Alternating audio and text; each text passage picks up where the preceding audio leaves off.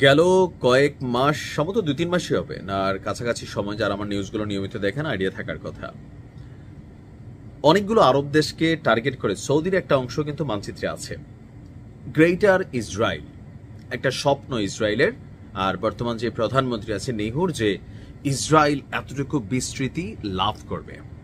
এখন বিষয়টাকে অনেকে হালকা নিছিলেন এতদিন, কিন্তু যখন কাতারের গেম বাজাই দিল তখন আবার এসা আরব দেশগুলা টেনশনে পড়লো যে না, এবার তো আসলে একটা কার্যকর ভূমিকা নেওয়া দরকার। গতকালকে নিউজটা দিয়েছি যে কাতার সহ আরব রাষ্ট্রগুলো আগামী রবি এবং সোমবার ইসরায়েলের বিরুদ্ধে কিভাবে কি সিস্টেম করা যায় যেন সাপও মরে লাঠিও না ভাঙে, ওই রকম একটা ভূমিকা নেওয়ার চেষ্টা করছেন। তো এর মাঝখানে ইসরায়েল তাদের শক্তি দেখাচ্ছে মাত্র 72 ঘন্টায়। কত ঘন্টায়? 72 ঘন্টায় 6টা আরব দেশে ইসরায়েল গেম বাজাই দিছে। তো এর মাঝখানে কমন কিছু তো আছেই।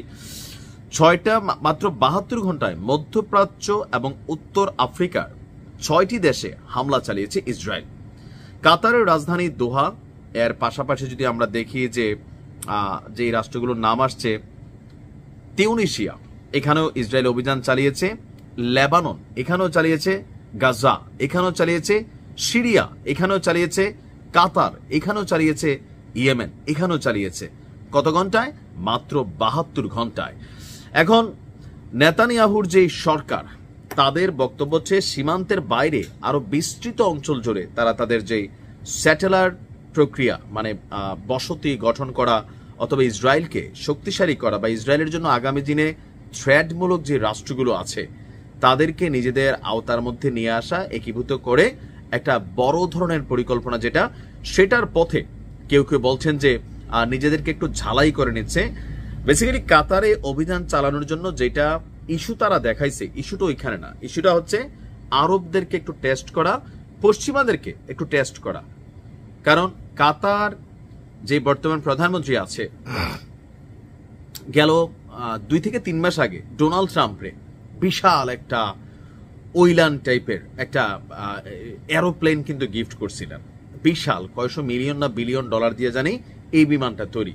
তো সেই বিমান পাওয়ার পরপরই যখন আমরা দেখলাম যে কাতারে যে অভিযান ইসরায়েল চালাইছে, এটা সম্পর্কে আমেরিকার কাছে তথ্য ছিল, কিন্তু আমেরিকা যে কাতারে আবার আমেরিকার সামরিক ঘাঁটিও আছে, কিন্তু এটা নিয়ে কোনো বক্তব্য দেয়নি। কিন্তু গণমাধ্যমে আমরা দেখছি আবার গতকালকে ট্রাম্প এবং নেহুর মধ্যে উত্তপ্ত বাক্য বিনিময়। এগুলো আসলে ওয়ান কাইন্ড অফ আইওয়ার্স ছাড়া আর কিছুই না। যে উত্তপ্ত বাক্য বিনিময় কি, যেহেতু তাদের কাছে গোয়েন্দা তথ্য ছিল, সো তারা তো চাইলে তখনই বিষয়টাকে সামলাইতে পারত যে না, তোমরা কাতারের মতন একটা রাষ্ট্রে এই প্রথমবার যেভাবে তোমরা অভিযান চালাইছো সেটা উচিত না, বা এটার একটা নেগেটিভিটি আসবে। কিন্তু আমেরিকা এই কাজটা করে নাই, না কইরা এখন ঘটনা ঘটানোর পরে এখন ইসরায়েলের প্রধানমন্ত্রীকে ট্রাম্প ফোন করছে, এটা নিয়ে উত্তপ্ত নাকি বাক্য বিনিময় হয়েছে দুই প্রধানের মধ্যে।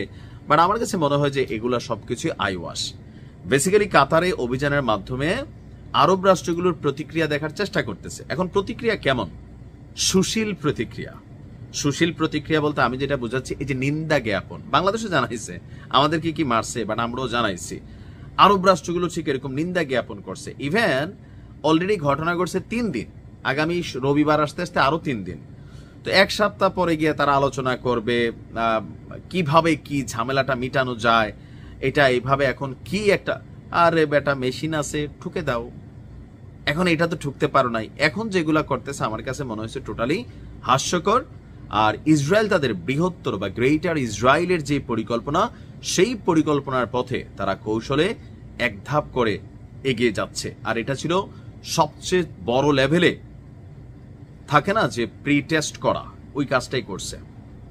এমনকি এটাতে ইসরায়েল সফল মনে রাখেন। ভালো থাকুন।